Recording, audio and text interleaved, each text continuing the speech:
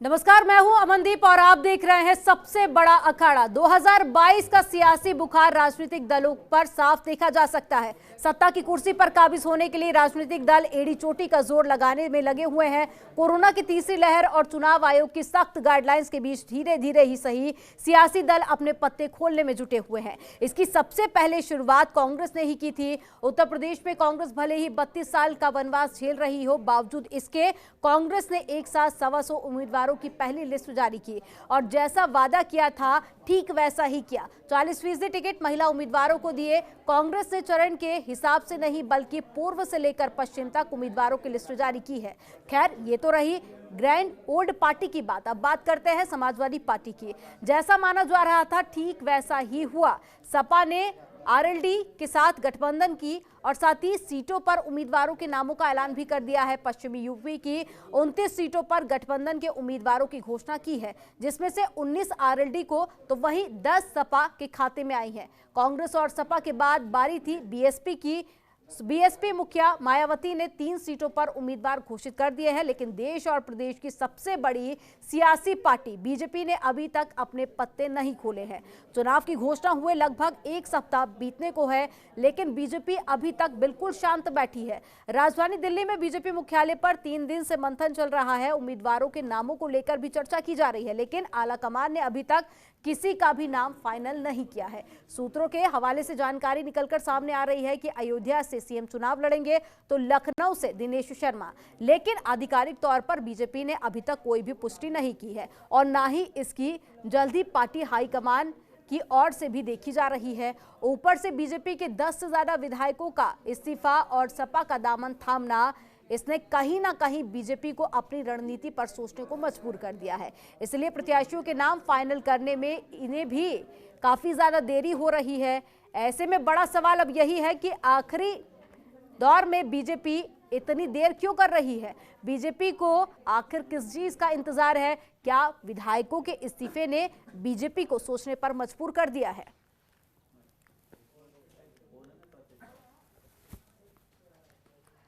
तो सभी राजनीतिक पार्टियों की तरफ से प्रत्याशियों के नामों का ऐलान हो चुका है। कांग्रेस ने भी ऐलान किया कल, जिसके बाद समाजवादी पार्टी की तरफ से भी सूची जारी हुई और साथ ही बीएसपी ने भी 3 सीटों पर अपने प्रत्याशियों के नाम का ऐलान कर दिया है, लेकिन इंतजार है बीजेपी की लिस्ट का।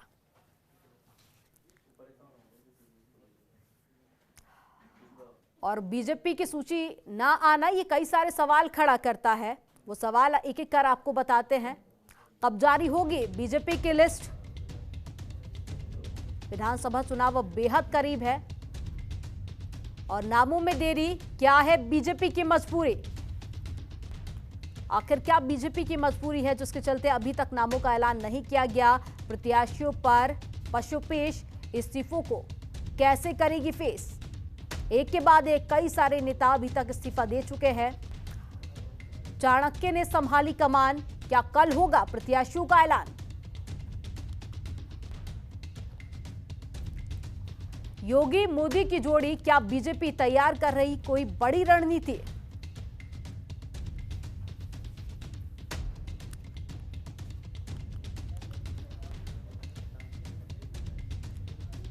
तो योगी मोदी की जोड़ी, क्या बीजेपी तैयार कर रही कोई बड़ी रणनीति?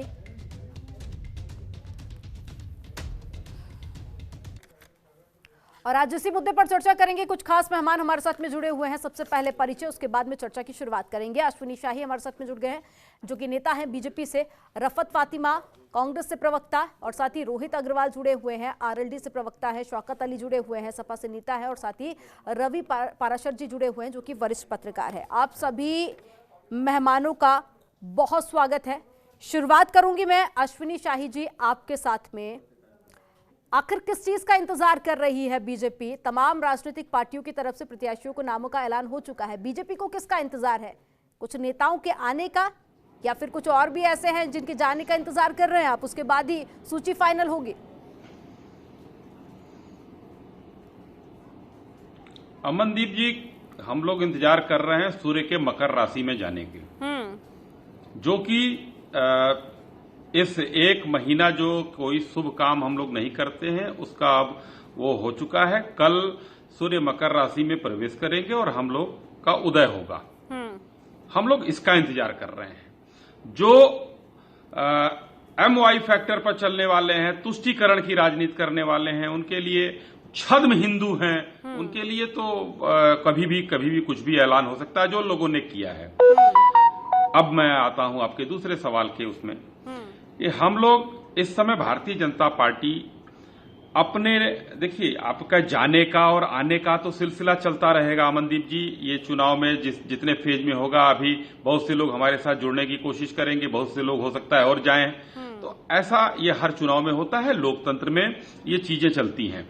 जो लोगों ने समझा, जाना, परखा कि इनका टिकट कट जाएगा या उनका क्षेत्र में जनाधार खत्म हो रहा है, तो वो लोग अपना इधर उधर रास्ता नाप लिए, जिसमें हमारे तरफ से गए हुए कुछ बड़े नेता थे। देखिए, पार्टी, भारतीय जनता पार्टी हो या कोई भी दल हो, दल बड़ा होता है, संगठन बड़ा होता है, व्यक्ति बड़ा नहीं होता है। भारतीय जनता पार्टी का संगठन विश्व में सबसे बड़ा संगठन है। हम लोग उस चीज पर लेकर चल रहे हैं कि अब आने वाले कल, देखिए हो सकता है कल, उम्मीद है कि हमारी लिस्ट आ जाएगी और जिसमें आपको बहुत नाम देखने को मिलेंगे कि हम लोग किस प्रत्याशी को उतार रहे हैं, किसको नहीं उतार रहे हैं। हम लोग किसी का इंतजार नहीं कर रहे हैं। ये हमारी अपनी स्ट्रेटजी होती है, हमारी अपनी रणनीति है, और उस रणनीति पर चलते हुए हम सबका साथ, सबका विकास और सबका विश्वास का नारा देते हुए MY फैक्टर, जो हमारा MY फैक्टर है, यानी कि मोदी योगी फैक्टर को लेकर हम चुनाव में जा रहे हैं। और कर्मयोगी माननीय मुख्यमंत्री आदित्यनाथ जी के नेतृत्व में और यशस्वी प्रधानमंत्री जी के आशीर्वचन के नीचे हम चुनाव लड़ेंगे और फिर से अपने रिकॉर्ड को तोड़ने का काम करेंगे। अमनदीप जी, आज स्वामी प्रसाद मौर्य के गए 85 तो हमारा है, 15 में भी बंटवारा है। आप ही की पार्टी के नेता थे। देखिए, स्वामी प्रसाद मौर्य जी के पास अपनी कोई IQ नहीं है, अपना कोई समझ नहीं, दूसरे की चीजें चोरी करके बोलते रहते हैं। ये केशव प्रसाद मौर्य जी ने कहा था कि 80 हमारे हैं और बाकी में भी बंटवारा है। ये लोगों को अपनी चीज बनाने दीजिए ना। ये तो 2016 में बोलते थे सपा गुंडों और माफियाओं की पार्टी है, फिर उसी में चले गए। 80 और 20 की जो बात हम करते हैं, वो 80 और 20 की बात में बहुत बढ़िया तरीके से माननीय मुख्यमंत्री जी ने समझाया था मीडिया को, बहुत बढ़िया तरीके से। 80 वो हैं जो हमारे साथ देशभक्ति के साथ जुड़े हैं, भारतीय जनता पार्टी के विचारों से जुड़े हुए हैं। 20 वो हैं जो हमारे विचारों से नहीं जुड़े हैं, चाहे वो सपा के लोग हों, बसपा के लोग हों, कांग्रेस के लोग हों, वो 20 हैं। लेकिन जब हम जीत जाएंगे तो हमारे और 80 और 20 मिलाकर 100 हमारे होंगे। हमारे 80-20 80 हमारे साथ चल रहे हैं और वो वोटों के बाकी कई जगह से सर्वे चल रहे हैं। आप देखिए हम कहां पहुंच रहे हैं, बाकी लोग कहां हैं। हम लोग सबसे आगे हैं और आगे रहेंगे। और फिर मैं आपसे कह रहा हूं अमनदीप जी कि इस 80-20 में कोई किसी का मतलब न निकाले। मतलब निकालने के लिए ये लोग निकालते थे, समाजवादी लोग, समाजवादी के प्रवक्ता यहां बैठे हुए हैं। कांग्रेस के लोग तुष्टीकरण की राजनीति करते थे। उनके मुख्य प्रधानमंत्री ने बोला था कि मुस्लिमों का पहला अधिकार होना चाहिए इस देश के संसाधनों पर। समाजवादी पार्टी उत्तर प्रदेश में हज हाउस बनवाती थी तो ये सेकुलर हो जाते थे, और लोग कहना चाहते हैं क्या हम शिव मंदिर बनवा रहे हैं तो हम कम्युनल हो गए। इनको सोचना पड़ेगा। लड़कियों को 30,000 रुपए देते थे ये लोग, समाजवादी पार्टी के लोग, मुस्लिम लड़कियों को देते थे, हिंदू लड़कियों को नहीं मिलता था। ये लोग वो राजनीति तुष्टीकरण की करते थे। अभी विकास की बात आप कर रहे हैं, फिर देखिए लोगों ने कहीं कोई इनसे अलग जातिवाद राजनीति आपने शुरू कर दी। ठीक है, जवाब ले लेती हूं मैं। सपा से भी नेता जुड़े हुए हैं, शौकत अली जी, जवाब दीजिए। आप तो 85 अपना बता रहे थे, उन्होंने पूरा 100 का 100 अपना ही बता दिया। देखिए अमनदीप जी, भारतीय जनता पार्टी बड़ी खिसियाई हुई, बिल्ली खंबा नोचों की तरह हो गई। कल तक जब स्वामी प्रसाद मौर्य जी इनके पास थे तो बहुत अच्छे थे। आज जरा सा बाहर हुए तो इनको बड़ा गुस्सा आ रहा है, बोल रहे अपनी आइडियोलॉजी दिखाइए, दूसरी की बातों को मत बताइए। मैं इनसे पूछना चाहता हूं, अगर भारतीय जनता पार्टी में सच में भारतीय जनता पार्टी की सरकार ने काम किया होता तो स्वामी प्रसाद अकेले नहीं है जो नाराज है। तमाम लोग ऐसे हैं जो बार बार चिट्ठियां लिखकर कह रहे हैं कि भारतीय जनता पार्टी की सरकार ने नौजवानों को लेकर तो बीजेपी बार बार कह रही ना कि जिनका टिकट कट रहा था वो पार्टी छोड़कर चले गए। सुन लीजिए, ये सच्चाई होती है, इसको स्वीकार कर लेने में अमन जी दिक्कत नहीं होनी चाहिए। अगर कोई विधायक ये आरोप लगाए कि हमारा टिकट नहीं मिल रहा है इसलिए हम छोड़ के जा रहे हैं और वहां जाके हमको दूसरे दल में टिकट मिल जाएगा, तमाम ऐसे विधायक छोड़कर आए हैं, तमाम ऐसे विधायक ज्वाइन हुए दूसरी पार्टियों में, उन्होंने कोई एलिगेशन दूसरी पार्टी पर नहीं लगाया। लेकिन एक आरोप बड़ा लगा है, सत्ता पे लगा है। और क्या आरोप लगा है कि नौजवानों को छला है, पिछड़ों को छला है, दलितों को छला गया है, सवर्णों को छला गया है। शौकत अली जी, अगर भारतीय देखिए जनता समाजवादी पार्टी अभी तक, सुन लीजिए, आप भी सुन लीजिए। देखिए अभी तक बेरोजगारी का मुद्दा आप लोग उठा रहे थे, कोरोना में हुई लापरवाही को लेकर मुद्दा उठा रहे थे, और अब देखिए अब जब लिस्ट जारी की गई तो फिर आप लोग जातिगत समीकरण को साधने में जुट गए। सवाल तो देखिए आप पर भी खड़े होंगे ना। हम जातिगत की बात नहीं कर रहे, लेकिन जिस वर्ग के लोगों को सम्मान नहीं मिला, जिस वर्ग के लोगों को छला गया, आज वो वर्ग भी बोलने को खड़ा हो गया, सरकार से सवाल पूछ बैठा। मैं पूछना चाहता हूं इन लोगों से, अगर सच में उत्तर प्रदेश की सरकार ने काम किया होता तो नौजवान कभी धरने पे ना बैठे, नौजवान कभी इनकी चौखट पे रोजगार मांगने के लिए नहीं आता। शौकत भाई, एक सवाल ले लेंगे क्या मेरा? एक सवाल छोटा सा, एक लाइन का। ठीक है, अश्विनी जी बोलिए।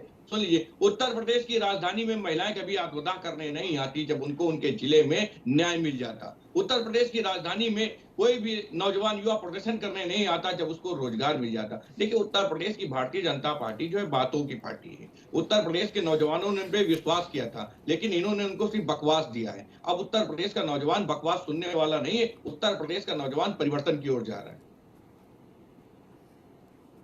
ये बोल लीजिए, मैं सुन लूं। शौकत भाई, क्या पडरौना से आप टिकट दे रहे हैं स्वामी प्रसाद मौर्य को?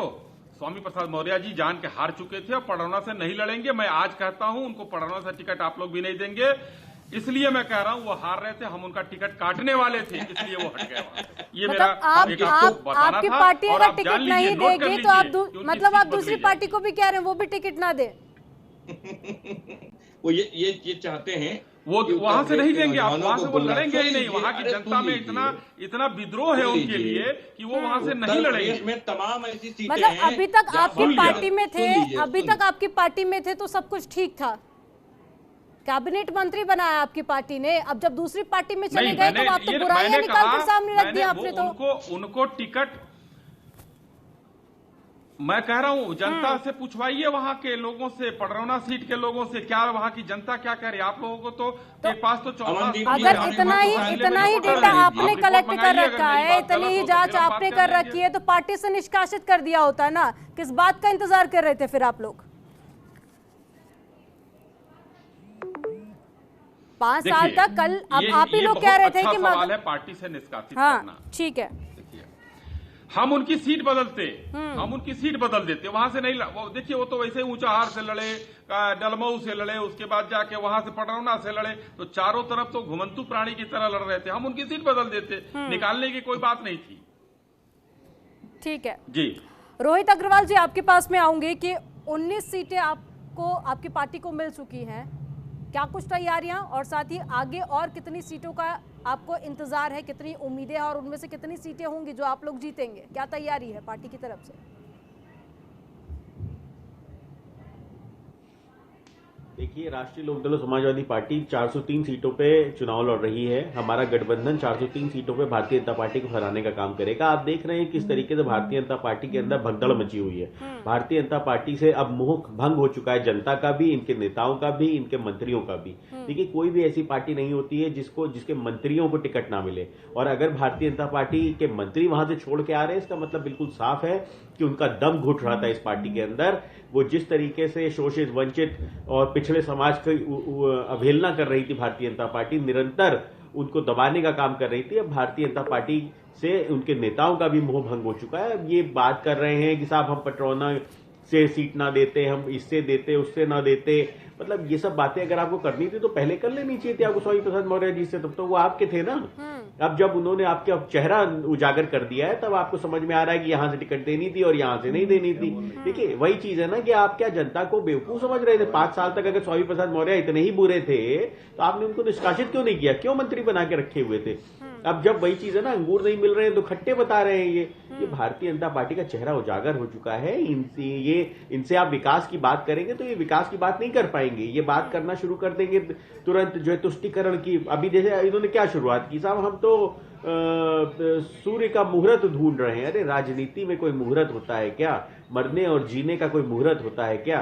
मरने और जीने का कोई मुहूर्त नहीं होता है। कब आपका जीवन आएगा इसका भी ना कोई मुहूर्त हुआ है, और कब आपकी मृत्यु होगी इसकी भी कोई मुहूर्त नहीं निकलता है। तो राजनीति का भी इसी तरीके से आप लोग तुष्टि राजनीति करते हैं, जनता की सेवा करने के लिए मुहूर्त ढूंढने वाले लोग हैं ये। नहीं, आप समझिए। अरे एक मिनट अश्विनी जी, चुप रहिए, अपनी बारी बोलिए।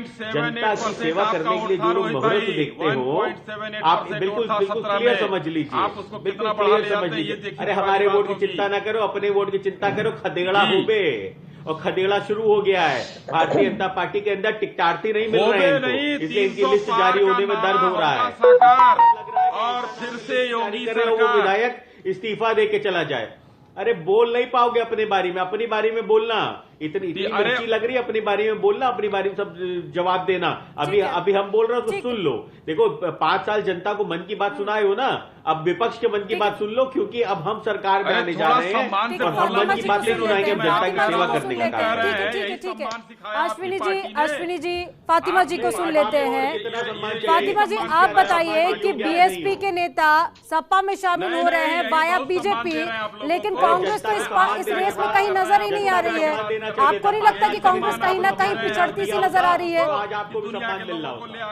कांग्रेस पिछड़ती नजर नहीं आ रही है।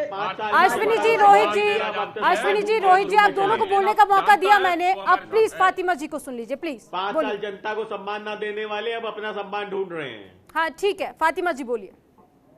देखिए, अगर कहीं कोई जमीनी हकीकत ये कि कांग्रेस इस टाइम सबसे, अगर मुख्य विपक्ष में कोई है तो सिर्फ कांग्रेस है।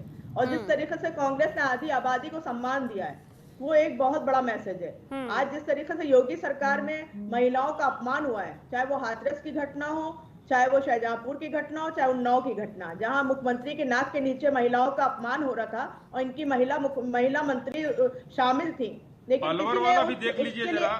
उसके ऊपर आवाज नहीं उठाई।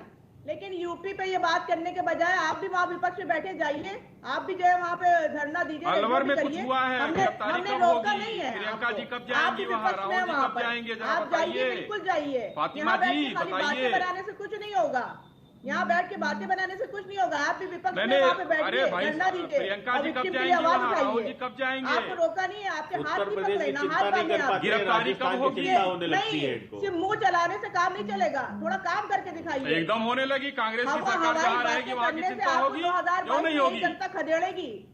जिस 80% क्यों नहीं होगी? साधनों पे पूरा कब्जा जमाया हुआ है। आप लोग भेजिए, राहुल जी से कहिए, राहुल जी जाए। और अलवर में एक दिव्यांग नाबालिग लड़की के साथ बलात्कार हुआ है, जघन्य रेप।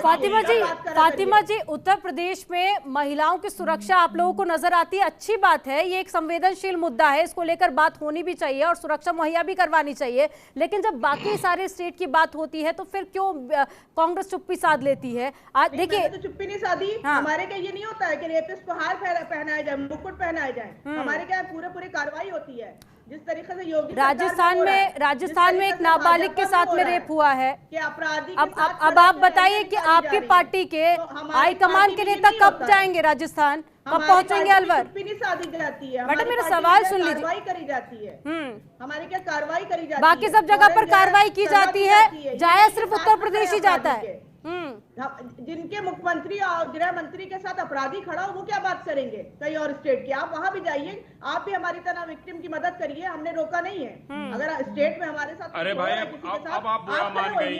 अलवर में कब जाएंगे प्रियंका जी? लखीमपुर तो फातिमा जी 3 दिन हो चुके हैं, 3 दिन हो चुके हैं, आरोपी फरार है। 3 दिन हो चुके हैं, आरोपी फरार है। अब क्या एक्शन लिया जाएगा? वहां पर क्यों नहीं जाती प्रियंका गांधी वाड्रा? वही तो बताया ना, वहाँ एक्शन। या फिर विधानसभा चुनाव में ज्यादा बिजी है, या फिर विधानसभा चुनाव में ज्यादा बिजी है? वहाँ पर एक्शन हुआ है कि गिरफ्तारी नहीं होगी? अमनदीप जी आपने सुना अभी, बिल्कुल कार्रवाई होगी। फातिमा जी कह रही है वहाँ एक्शन हुआ है, गिरफ्तारी नहीं होगी, बिल्कुल एक्शन होगा, कार्रवाई होगी। हम कब होगी? जनता देश जानना चाहता है कब होगी कार्रवाई। दूर से पहचानते नहीं, हम तो बगल में नहीं खड़ा कर रहे हैं अपराधी को।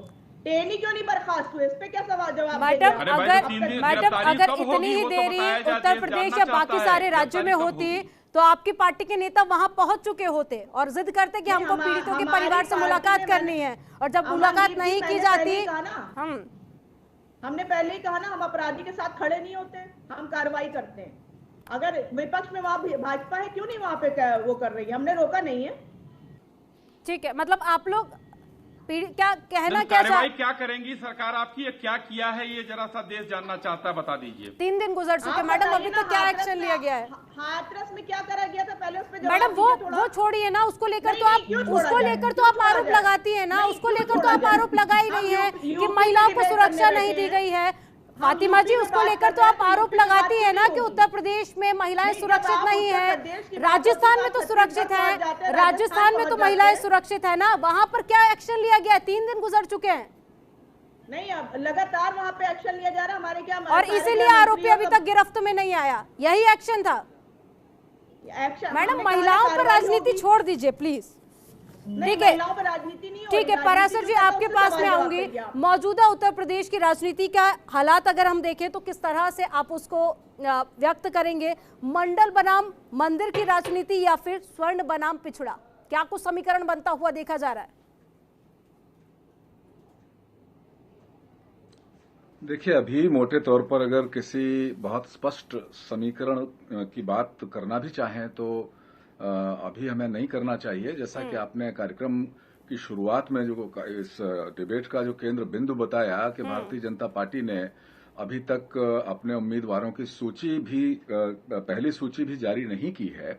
और जैसा कि भारतीय जनता पार्टी के प्रवक्ता अश्विनी जी ने साफ किया कि चूंकि भारतीय जनता पार्टी सनातन सांस्कृतिक मूल्यों की, भारतीय मूल्यों की, परंपराओं की बात करती है, उनकी वकालत करती है, लिहाजा अगर सूर्य के मकर राशि में जाने का उनकी पार्टी को, उनके पार्टी नेतृत्व को अगर ये इंतजार है तो इसमें मुझे लगता है कि किसी को कोई ऐतराज नहीं करना चाहिए, क्योंकि अभी कोई बहुत टाइम नहीं निकल गया। पहले चरण का नामांकन की प्रक्रिया बहुत शुरुआती दौर में है, तो अभी मुझे लगता है किसी, भले ही जिन पार्टियों ने अपने उम्मीदवार घोषित कर दिए हों, उन्होंने भी शायद आज नामांकन नहीं किया हो, तो ये बहुत जल्दबाजी है कोई इस चीज से निष्कर्ष निकालना।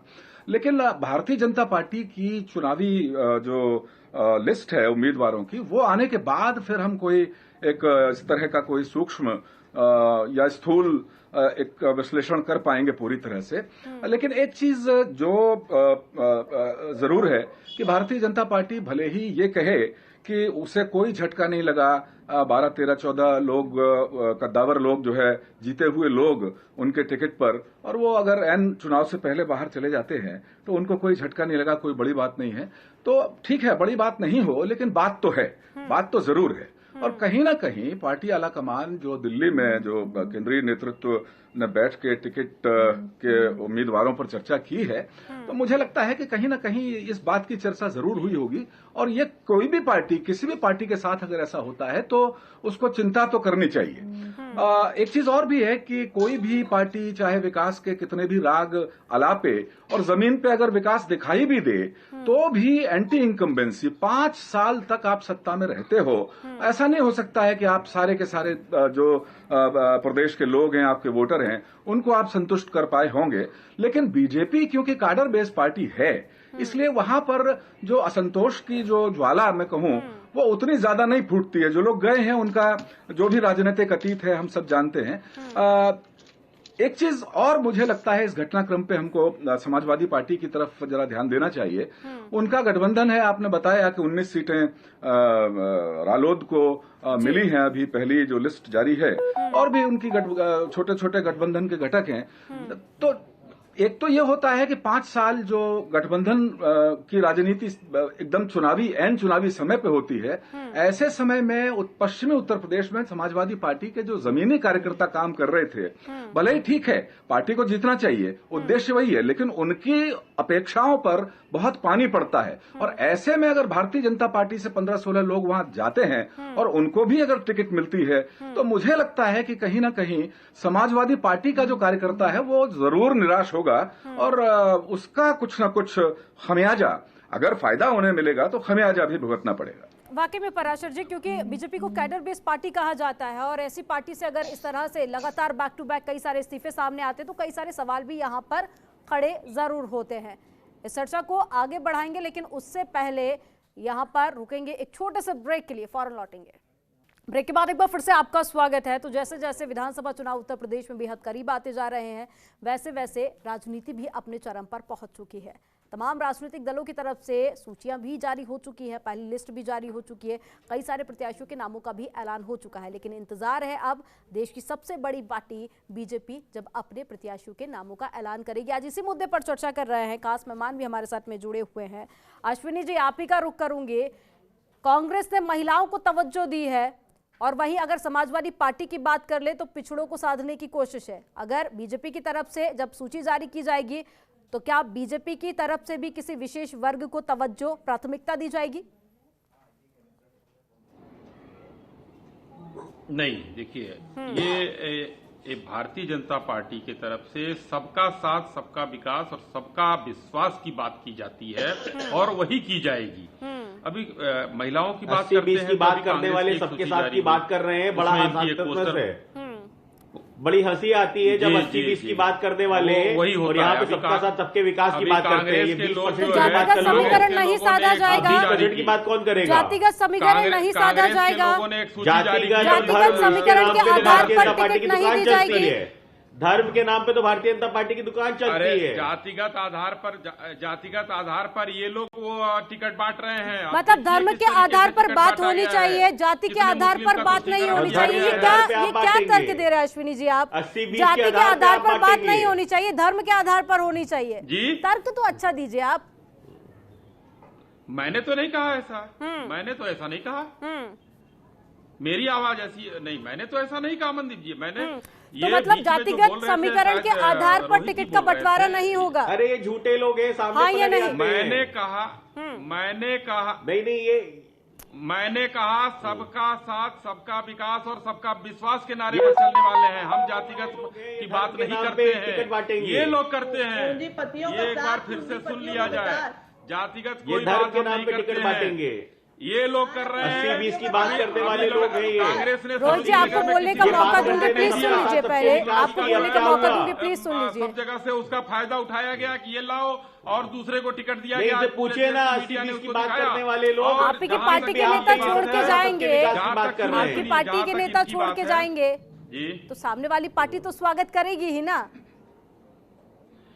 अब जब बीएसपी से आपकी पार्टी में शामिल हुए थे, आपने भी तो वेलकम किया था। हमारे यहाँ आ गए तो हम क्या करें? घनश्याम लोधी भी अभी समाजवादी पार्टी छोड़ कर आए हैं, इस्तीफा दे दिए हैं।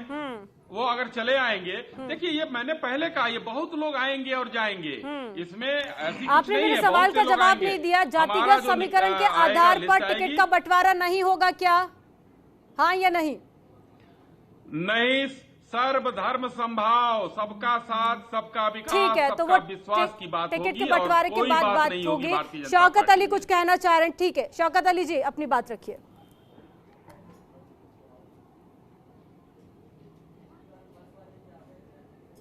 शौकत अली जी, मेरी आवाज आप तक पहुंच पा रही है?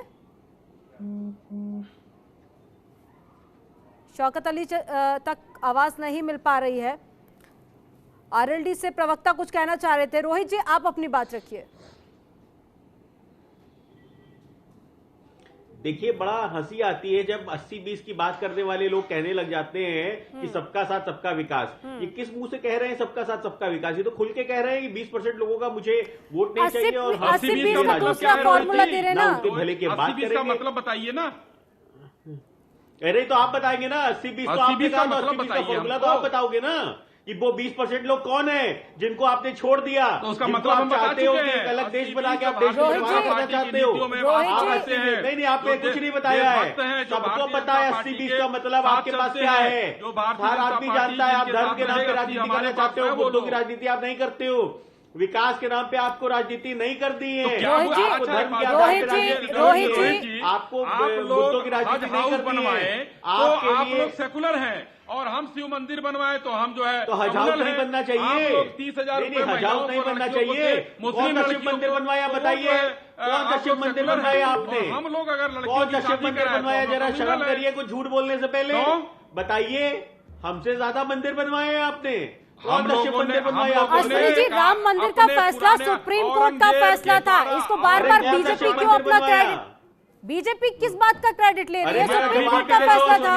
हवा में जवाब देके मत जाओ, जरा बताओ कौन सा शिव मंदिर बनवाया आपने? खाली यहाँ पे बोलने से होगा? किस पार्टी के एजेंडे नहीं में होगा, था? जनता सपा, जानती है, कांग्रेस बता जनता देती एक जानती एक है, कर बोलिए प्लीज, एक एक कर बोलिए। अगर आप दोनों साथ में बोलेंगे तो किसी की भी आवाज जनता तक नहीं पहुंच पाएगी। एक एक कर बोलिए। भव्य राम मंदिर का निर्माण भारतीय जनता पार्टी के एजेंडे में था और हमारा ही प्रयास रहा। तो सुप्रीम कोर्ट सपा ने गोली वहाँ पे चलवाई, जमीन घोटाला करने का काम किया, चंदा घोटाला करने का काम किया। अश्विनी जी, सुप्रीम कोर्ट का फैसला था राम वो। के नाम पे वहाँ जमीन घोटाला कर रहे हो अयोध्या में, ये भी तो बताओ। चंदा घोटाला कर रहे हो, ये भी तो बताओ। 2% भी वोट नहीं है आपका, 2% भी नहीं है। हमारी चिंता मत करिए, हमारी चिंता मत करिए। भारतीय जनता सबका साथ सबका विकास का आप लोग दावा करते हैं, उसके बाद में फिर आप लोग मंदिर मस्जिद की बात शुरू कर देते हैं। झोले में डाल के देते थे, अब उन झोलों को बचा के रखो अपने कार्यालय में, क्योंकि वो आपका सामान पैक करने के काम आएंगे वो झोले। ठीक है। 80-20 पर आप सवाल खड़े कर रहे थे ना, आपका 85-15 क्या है? सुन लीजिए प्लीज, सुन लीजिए। संस्कृति के लिए अश्विनी जी सुन लीजिए प्लीज। हम गर्व से कहते हैं कि हमारे एजेंडे में राम मंदिर था। हाँ। अश्विनी जी को जवाब तो ये धर्म की देना, राजनीति नहीं है अश्विनी जी, ये धर्म की राजनीति नहीं है। मंदिर के नाम पर आप लोग वोट मांगते हैं, वो सही है, लेकिन छोड़ दिया क्या हिंदुस्तान मंदिर पर बात करके धर्म की राजनीति नहीं कर रहे हैं आप। सुप्रीम कोर्ट का फैसला था, आप कैसे क्रेडिट ले सकते हैं उसका? अरे विकास की बात ही नहीं आती इनको, ये लोग सब्सिडी मुद्दों की बात ही नहीं कर पाएंगे ये। अगर ये मंदिर मस्जिद पर हिंदुस्तान पाकिस्तान की बात नहीं करेंगे, हम लोग सब्सिडी नहीं बांटते, हम कर ही नहीं पाएंगे। तो हम गलत हो गए, आपकी नहीं थी हज करने में सब्सिडी क्या? सेकुलर हो गए। ठीक है, ठीक है, ठीक है। रोहित जी, रोहित जी, रोहित जी, आपने नहीं की, 80-20 पर आप सवाल खड़े कर रहे हैं। आज आप ही की पार्टी के नेता कह रहे थे 85 हमारा है, 15 में भी बंटवारा है। आपका 85 क्या है वो भी बता दीजिए। 100% वोटर राष्ट्रीय लोकदल और समाजवादी पार्टी गठबंधन के साथ आ रहा है। हम धर्म की राजनीति नहीं करते हैं, हम जाति की राजनीति नहीं करते हैं। हमने किसानों के लिए सारे पिछड़ों को आपने इकट्ठा कर लिया, एक ही फ्रेम में इकट्ठा करके आप लोग कह रहे हैं मेला हो गया, उसके बाद में आप कह रहे हैं जातिगत हम राजनीति नहीं करते। जाति देख के ज्वाइन नहीं कराते हैं। हाँ, जाति देख के ज्वाइन नहीं कराते हैं। भारतीय जनता पार्टी की तरह हम जाति देख के अपराधियों के घर पे बुलडोजर नहीं चलाते हैं कि जाति देख के एक अपराधी के ऊपर बुलडोजर चलेगा और एक क्रिकेट खेलेगा जो अपराधी की कोई जाति नहीं होती है। अगर वो मुख्यमंत्री जी की रोहित जी, जिस पार्टी के साथ में आपने गठबंधन किया है उसका जातिगत राजनीति का बहुत पुराना इतिहास है, बहुत पुराना इतिहास है। शौकत जी, आप कुछ कहना चाह रहे थे, आप अपनी बात पूरी कीजिए, उसके बाद मैं फातिमा जी का रुख करूंगी।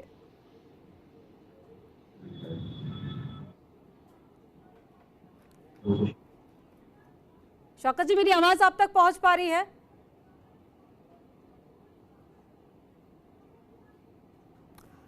शौकत जी से संपर्क नहीं हो पा रहा है। फातिमा जी, मैं आप ही का रुख करूंगी। दोनों ही नेताओं को आप सुन रही थी। देखिए, धर्म के नाम पर भी राजनीति है।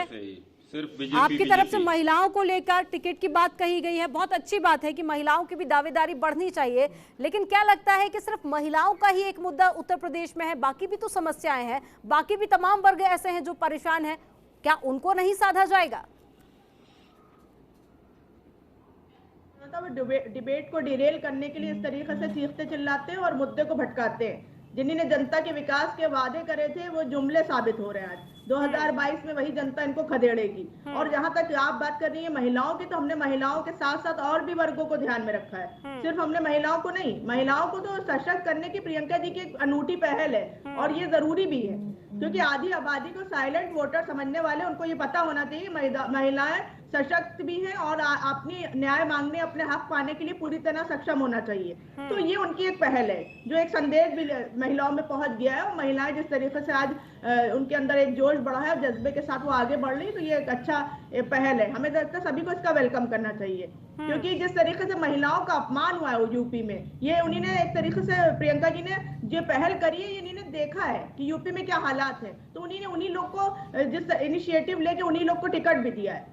अगर आप जो है उन्नाव में देख ली तो रेप पीड़िता जो थी उसकी मदर को दिया है। अगर आशा बहू जो जिन्होंने मुख्यमंत्री के पास जब अपने न्याय के लिए आगे बढ़ ली तो उनको किस तरीके से पीटा गया तो उसको टिकट दिया गया।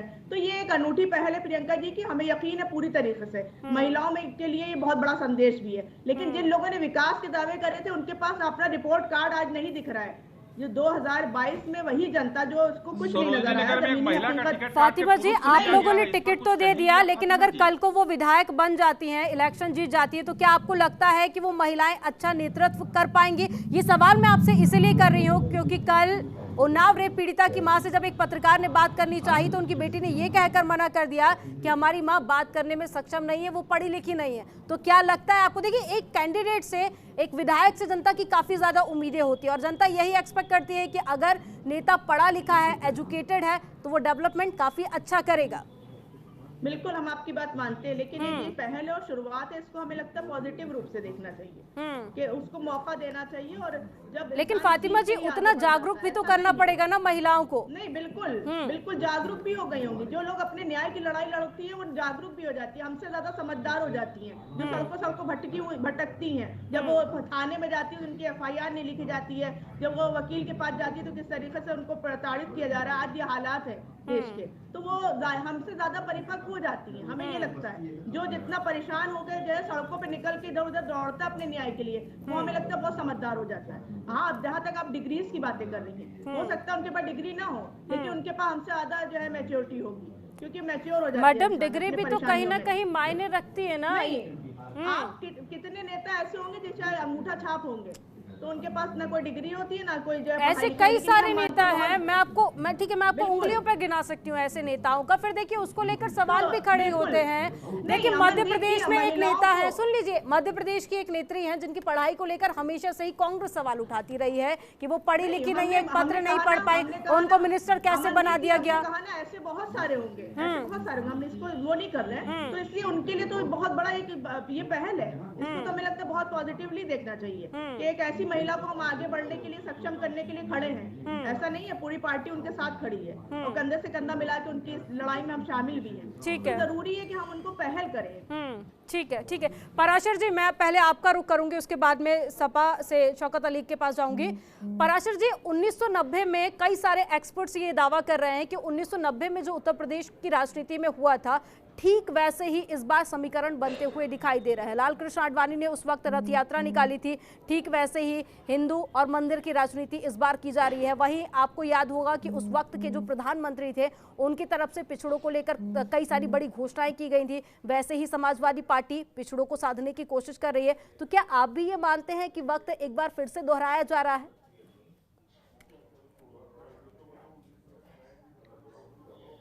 अमन, देखिए, इतिहास, कहावत है कि इतिहास खुद को दोहराता है, लेकिन मुझे लगता है कि हूबहू तो कभी नहीं हो सकता। जो बीत गया वो बीत गया, जो आएगा वो हो सकता है कि उस तरह के ये जो इस तरह की बात हम जब चुनावी नतीजे आ जाएं उसके बाद बहुत स्पष्ट तरीके से कह पाएंगे। अभी बहुत शुरुआती दौर है, जी, तो अभी से ये निष्कर्ष निकाल लेना कि जैसा 1990 के दौर में हुआ था, रथ यात्रा का काफी फायदा बीजेपी को उस वक्त हुआ था। इस वक्त भी देखिए, मंदिर का मुद्दा अभी भी भुनाने की कोशिश की जा रही है। इसके बाद में विश्व काशी कॉरिडोर का भी शिलान्यास किया गया। तमाम ऐसे जो धार्मिक स्थान है वहां पर प्रधानमंत्री पहुंचे थे। तो क्या आपको लगता है कि सबका साथ सबका विकास की बात तो बीजेपी कर रही है, लेकिन कहीं ना कहीं मंदिर मस्जिद से इस बार भी बीजेपी को कोई बड़ा फायदा मिल सकता है? देखिए, इस बात का खुद जवाब आपने अपने जो प्रश्न पूछ रहे थे, जब धर्म की राजनीति पर थोड़ी सी डिबेट हो रही थी, तब आपने जब कहा कि फैसला तो सुप्रीम कोर्ट का है। अब क्या सुप्रीम कोर्ट भी राजनीति करता है? ये कह सकता है कोई पॉलिटिकल पार्टी? अगर ये टाइमिंग ऐसी है कि सुप्रीम कोर्ट का फैसला आ रहा है, वहां मंदिर बन रहा है, और इसमें कोई शक नहीं है, एक तटस्थ ऑब्जर्वर होने के नाते, ठीक है पॉलिटिकल डिबेट अपनी जगह है, लेकिन भारतीय जनता पार्टी का गठन जिस दिन से हुआ है, राम मंदिर उनके एजेंडे में रहा है। चाहे वो लाल कृष्ण आडवाणी की रथ यात्रा हो या बहुत सारे और दूसरे कार सेवा के आंदोलन हो, कुछ भी हो, तो ये तो भारतीय जनता पार्टी को स्वाभाविक रूप से राम मंदिर का निर्णय भले ही सुप्रीम कोर्ट से आया हो, लेकिन राम मंदिर के मुद्दे को लगातार समाज में, सनातन समाज में बड़े मुखर रूप से रखने का भारतीय जनता पार्टी रखती रही है, कोई और पार्टी नहीं रखती रही है। तो इसमें मुझे लगता है कि इसका जो फायदा है, पॉलिटिकल फायदा, भारतीय जनता पार्टी को मिलेगा। लेकिन एक चीज मुझे समझ में नहीं आती कि ये धर्म की राजनीति क्यों नहीं होनी चाहिए देश में। क्या हमारी पॉलिटिकल पार्टी के जो नेता हैं, प्रवक्ता हैं, उनको पता है लोकसभा का ऑफिशियल मोटो क्या है? लोकसभा का ऑफिशियल मोटो है धर्म चक्र प्रवर्तनाय, यानी धर्म चक्र को आगे बढ़ाने वाला सदन। ये कौन सा धर्म की बात हो रही है वहां पर? सुप्रीम कोर्ट जो देश का सर्वोच्च न्यायालय है, उसका आधिकारिक मोटो है यतो धर्मस् ततो जयः, यानी जहां धर्म है वहीं जीत है। सुप्रीम कोर्ट में कौन से धर्म की जीत होती है? भारतीय संदर्भों में जिसको हम धर्म कहते हैं वो रिलीजन नहीं है। तो धर्म की राजनीति अगर हो रही है तो क्या बुराई है? ऑब्जेक्शन कर रहा हूं। लेकिन पराशर जी, जो राजनीतिक पार्टियां अपने फायदे के लिए धर्म का इस्तेमाल करते हैं, वो तो गलत है ना। ये गलत, इसको गलत तरह से पेश मत कीजिए प्लीज। आप मुझे गलत साबित कर दीजिएगा। के नाम पे राजनीति होनी आप चाहिए। मुझे गलत साबित कर दीजिएगा। हाँ बिल्कुल, आप गलत ही बोल रहे हैं, आपको कुछ नहीं पता है, आपको कुछ नहीं पता। भारतीय जनता पार्टी का मतलब होता है, बात कर रहे हैं। धर्म का मतलब है, हाँ, धर्म का मतलब यहाँ पे जाति और धर्म से नहीं है। इस तरह से बात यहाँ पे जो धर्म का मतलब है वो सुविचार से है, वो सच्चाई से है, सत्य से है। की बात करते हैं सही अर्थों में धर्म की बात करनी चाहिए ना। सत्कार करके आप रिलीजन की बात कर रहे हैं। पराशर जी, भारतीय संविधान कहता है ना कि देश का हर एक नागरिक, एक मिनट प्लीज सुन लीजिए, भारत का संविधान कहता है ना कि जाति, धर्म, लिंग के आधार पर भेदभाव नहीं किया जा सकता। आप तो अगर आप बात कर रहे हैं यहाँ पर लोकसभा की, तो मुझे लगता है संविधान का भी आपको अच्छे से नॉलेज होगा। बिल्कुल बात बिल्कुल है। मैं एक चीज कह रहा हूँ कि जो धर्म शब्द है उसकी व्याख्या भारतीय संदर्भों में रिलीजन नहीं है, वो हिंदू, मुस्लिम, पराशर जी, आप जिस तरह से उसका डेफिनेशन दे रहे हैं वो परिभाषा राजनीतिक पार्टियां थोड़ी देती हैं। इस तरीके से इनकी बातों का खंडन करता हूँ। नहीं देती, यही तो विडंबना है, यही तो बहुत बड़ी विडंबना है भारतीय राजनीति की। तो उसी पर सवाल खड़े हो रहे हैं पराशर जी, उसी पर सवाल खड़े हो रहे हैं। शौकत अली जी, आप बहुत ज्यादा पढ़े लिखे लग रहे हैं। ठीक है, शौकत अली जी, आप बताइए कि इतने नेताओं को इकट्ठा करके संविधान में जोड़ा गया प्रस्तावना में, ठीक है पराशर जी, रोहित जी को सुन लीजिए, उसके बाद में शौकत अली जी का रुख करूंगी। आप मूर्खों की तरह आप अगर कोई अवधारणा थोपेंगे, पराशर जी प्लीज पर्सनल जाके टिप्पणी मत कीजिए, इस तरह के शब्दों का इस्तेमाल मत कीजिए प्लीज। पराशर जी, इस तरह के शब्दों का इस्तेमाल मत कीजिए।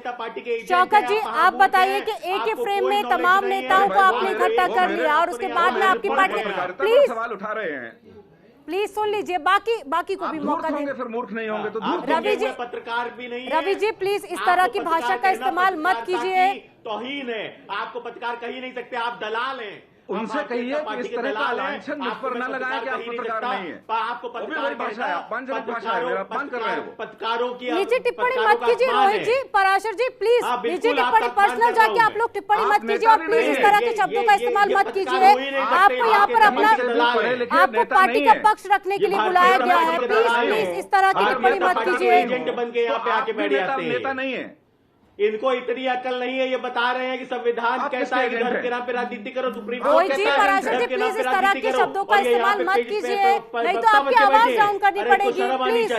प्लीज ये पत्रकार नहीं है, मैं पत्रकारों का अपमान नहीं होने दूंगा। रोहित जी, आप ये डिसाइड नहीं करेंगे कि वो पत्रकार है या नहीं, आपको यहाँ पे सर्टिफिकेट लेने के लिए नहीं बुलाया। प्लीज इस तरह की भाषा का इस्तेमाल मत कीजिए प्लीज।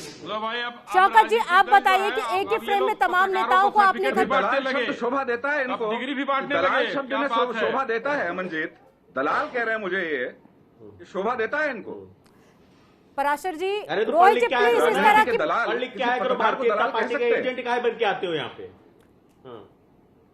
अरे आप पत्रकार हो ही नहीं, आप पत्रकार हो ही नहीं आप सकते। किसके एजेंट है भाई? रोहित जी, देखिए, ये आपको सबको- यहाँ पर ये डिसाइड करने के लिए नहीं बुलाया गया है कि कौन पत्रकार है, कौन पत्रकार नहीं है। आप नेता हो ही नहीं सकते। ये मैं स्वयं आपको नहीं साफ समझ साफ रहे बता हैं रहा कि हूँ, ये पिछले नहीं तो कहार हैं। मैं किसी भी गलत तथ्य को गलत तथ्य का पेश नहीं कर सकता। मैं किसी भी गलत इनको तथ्य के लिए समझना अगर चाहिए, सबको ज्ञान बांट रहे मैं हैं स्टैंड आप। नहीं ले सकता। अरे ज्ञान पहले अपने बिल्कुल क्लियर लीजिए समझ भाई। लीजिए। कितनी सीट है आपकी, कहाँ आपकी, रोहित जी, क्या आप ये स्टैंड है डिसाइड आपका? नहीं ये क्या करेंगे। बोल रहे हैं? रोहित जी, अरे आप यहाँ पर ये क्या पार्टी बोल का रहे हैं? पक्ष रखने के लिए आपको बुलाया गया है, सर्टिफिकेट बांटने के लिए नहीं। होनी चाहिए। कहाँ हमारा है? संविधान कहता है धर्म के नाम पे इतने राजनीति दिन से होनी तो चाहिए। समाजवादी पार्टी ने आपको उनको शर्म राज्यसभा आनी क्यों नहीं भेज चाहिए। दिया कि आप लोग प्लीज इतना ज्ञान पर्सनल मत कमेंट बांटिए। मत कीजिए प्लीज। ज्ञान मत यार बांटिए, शर्म आप रोहित जी, करो, ज्ञान मत आप लोग बांटिए। शर्मिंदा होने वाली हरकतें करते हो।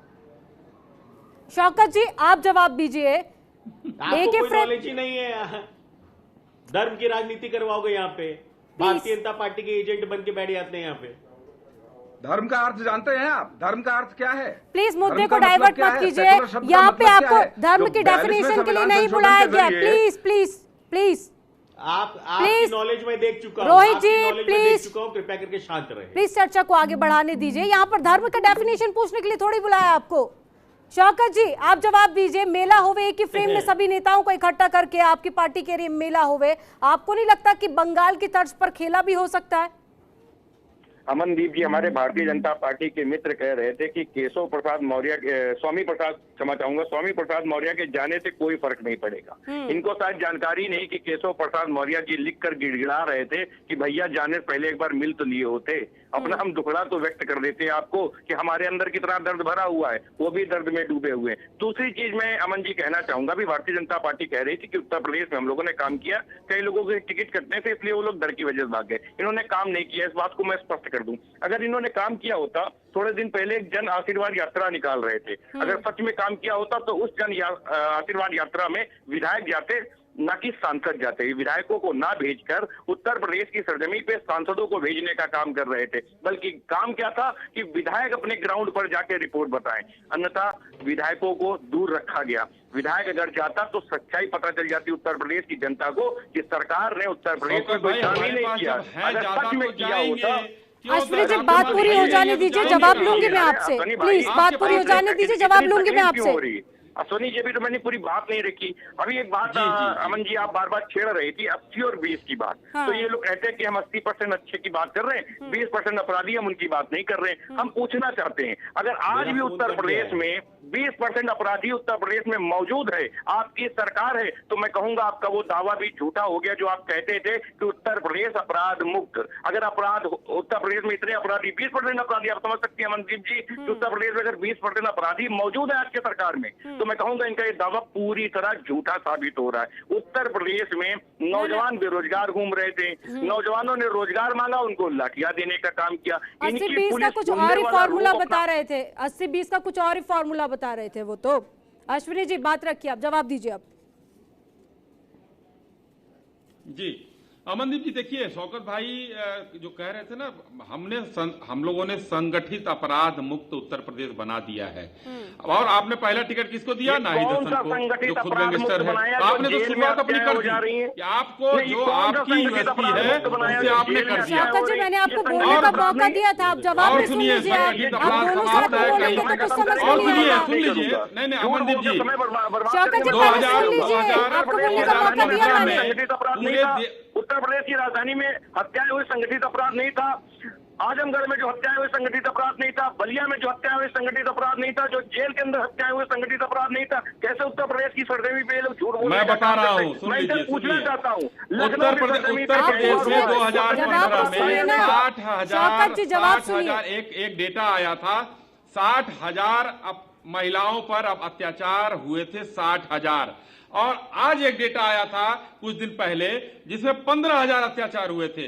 उस 60,000 में पूरे देश में 30,000 उत्तर प्रदेश में था, और इस 15,000 में 15,000 से नीचे था उत्तर प्रदेश में। कौन तो से अब डेटा इस आप चीज लोग को लेके आते देखिए हैं? कि ये जो कौन सी मुख्यमंत्री जो रिपोर्ट आप लोग पार्टी लेके आते हैं? आप कहते हैं बीजेपी का जब शासन था तो क्राइम रेट कम हुआ, समाजवादी पार्टी कहती है कि जब बीजेपी आई तो क्राइम रेट बढ़ गया। ये कौन सी रिपोर्ट का आप जिक्र करते हैं जो रिपोर्ट आप ही तक सीमित है? महिलाओं की बात मैं कर रहा हूं, जो 60,000 से हम 15,000 पर ले आ देते, उस मुख्यमंत्री की बात हम करते हैं। वो कितना घटा है ये दुनिया जानती है। उसके बाद ये लोग अपराध बढ़ाने की बात करते हैं। हम लोग बार बार ये बात कर रहे हैं, राजनीति करते हैं, सबका साथ सबका विकास का नारा देते हैं और देते रहेंगे। और सभी MOI फैक्टर की बात करते हैं, हम भी MOI फैक्टर की बात करते हैं, मोदी और योगी फैक्टर की बात करते हैं। अब आप रिपोर्ट का नाम नहीं बता रहे, मैं आपको रिपोर्ट का नाम बताती हूँ। NCRB की रिपोर्ट थी जिसमें यह दावा किया गया था कि पहले के मुकाबले अब महिला अपराध बढ़ा है। अब आपके पास में कोई जवाब नहीं होगा, अब बोल दीजिए वो अपराध, अब वो रिपोर्ट गलत है। आप सभी मेहमानों का हमारे साथ में जुड़ने के लिए बहुत शुक्रिया। वक्त की मेरे पास कमी थी जिसके चलते मुझे बीच में ही रोकना पड़ा। तो देखिए, अब विधानसभा चुनाव बेहद ज्यादा करीब आ चुके हैं। अब ये देखना बेहद दिलचस्प होगा कि जनता वो कौन सी पार्टी होगी जिस पर अपना भरोसा जताएगी और उस पार्टी को चिताएगी। फिलहाल इस रिपोर्ट में इतना ही। आप देखते रहिए जनतंत्र टीवी। खबरों के निष्पक्ष विश्लेषण के लिए सब्सक्राइब करें Jantantra TV and press the bell icon. Never miss any update.